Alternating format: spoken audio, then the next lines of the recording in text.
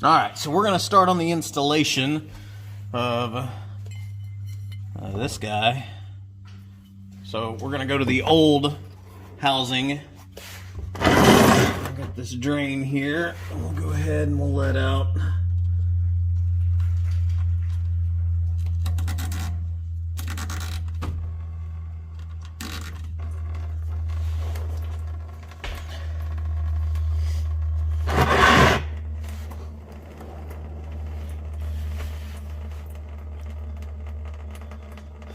And we'll cut back to when this is done.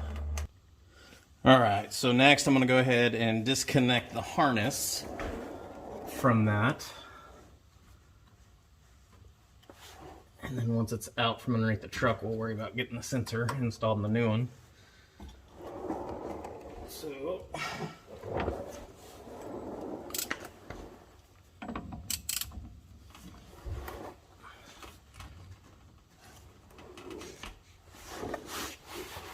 get to where I can get some leverage on it.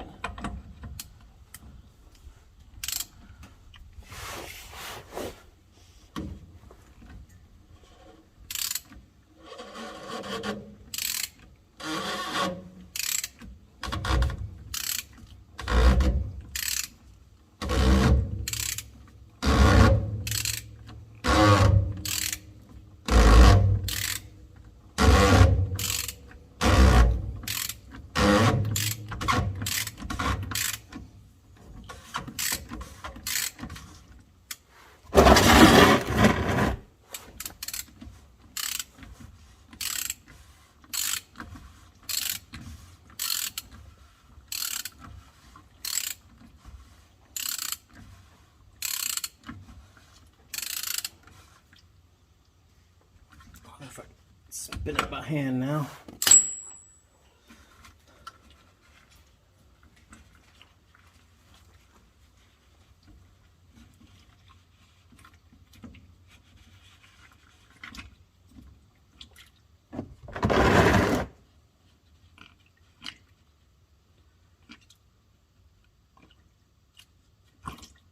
There she comes.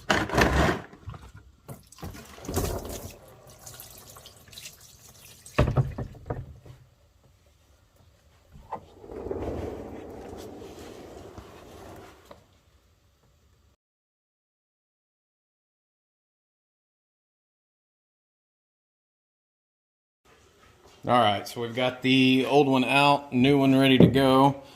Obviously the bleeder valve you don't need because it's going to be replaced with that guy on the bottom of this. So we'll just set that to the side. The sensor should just be, there it goes, finger tight. It just screws in. Now the problem is H&S, I already reached out to them yesterday. And I told them I was going to do the installation, and the box that came in said see the website for installation instructions. So anyway, there's not a whole lot to it other than I just wanted their take on it before I did this, since I seem to be the first person to have a video out there for it. So I want to make sure I was telling everybody right. And they said they would get it on there. I checked this morning before I did this. This is Saturday, July 30th, and it's still not on there. So we're going to get this one screwed in to the new one. Now it has an O-ring on there. And this package came with that O-ring, the O-ring on this, and the O-ring for the housing.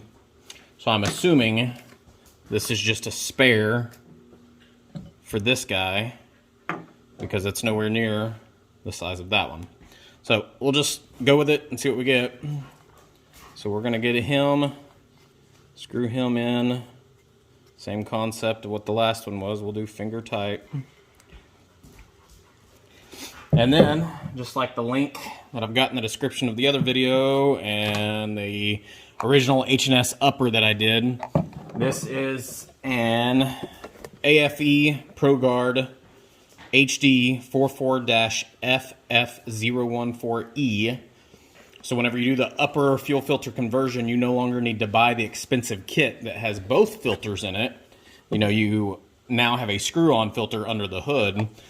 But as far as the lower, nothing's changed, but you just don't need both pieces, so it's stupid to pay for both at a higher rate. And AFE is a really good brand. This is the same brand, same filter that I put in here last year whenever I did this fuel filter conversion, or excuse me, when I changed out all the fluids throughout the whole truck. So this guy is now dumpster material. I'm gonna get the O-ring that came with the H&S. I'm gonna get that installed with the new filter, and then we will put in the drain in there, and we'll get back under the truck. Okay, we're gonna come back down here. We're gonna get off the old O-ring. He is now trash. Just gonna wipe everything down.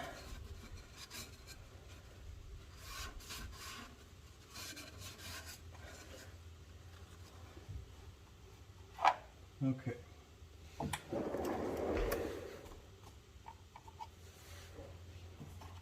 gonna take the new O-ring off camera because I'm not moving it.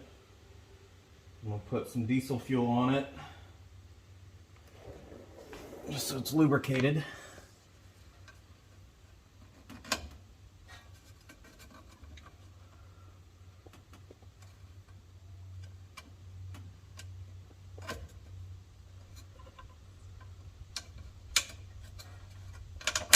And I'm gonna work it up the housing.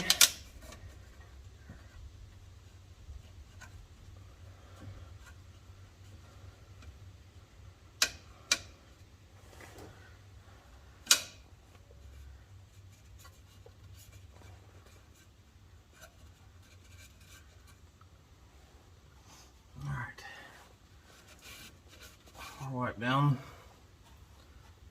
and we're going to take the new filter and get it in there.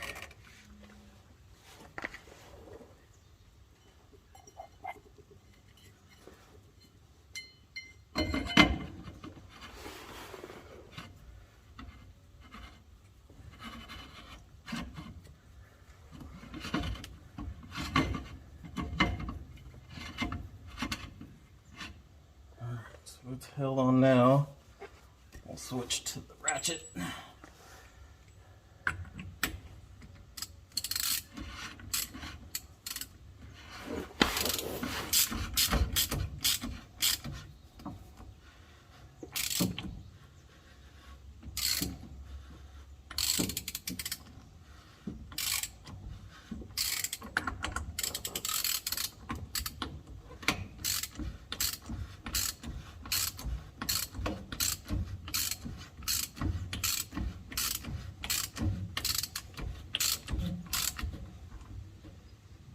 All right.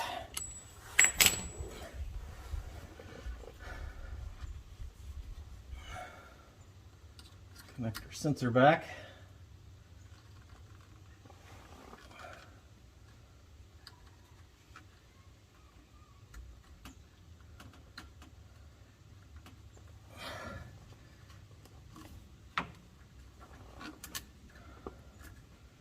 The placement on that maybe. There we go. Okay, lines are good now. All right, let me get the drain plug and put it in.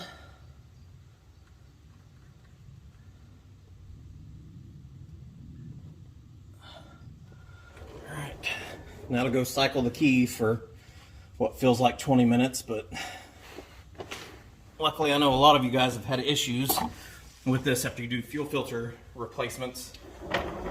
And I have yet to have that problem, so fingers crossed. Here we go.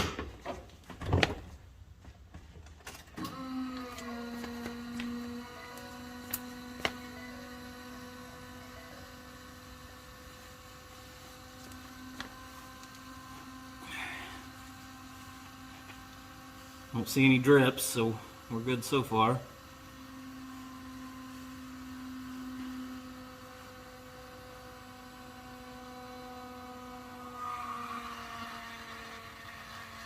You can hear that fuel bowl filling up. Okay, that's one. Go off. Two.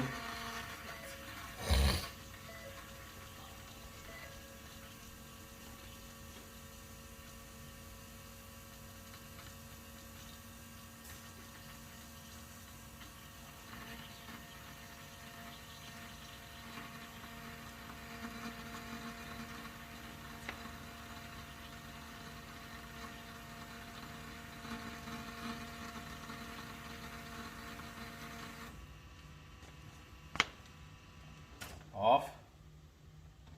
Three. I like to do 6 times just to be safe, and like I said, I've only done this one other time on the 6-7. And when I did it 6, I had 0 problems. So.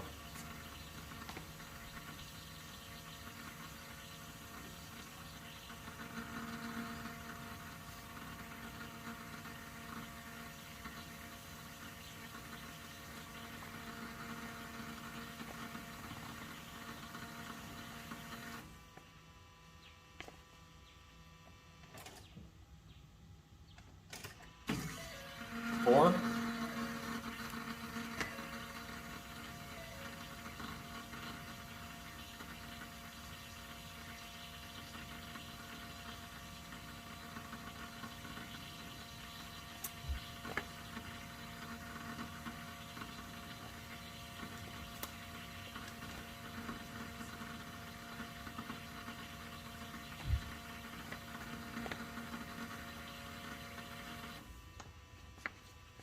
One off. 5.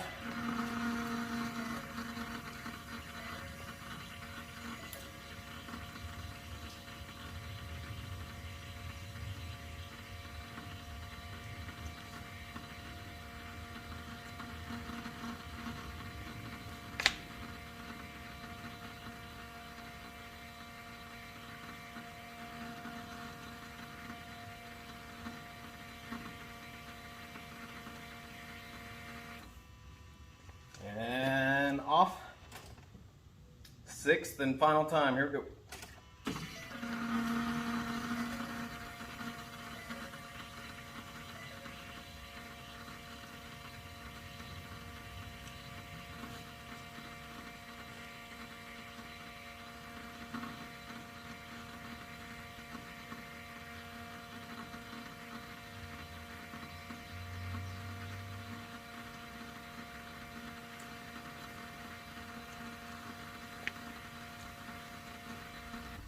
All right, we're gonna go off, and then we're gonna start it. Okay, here we go.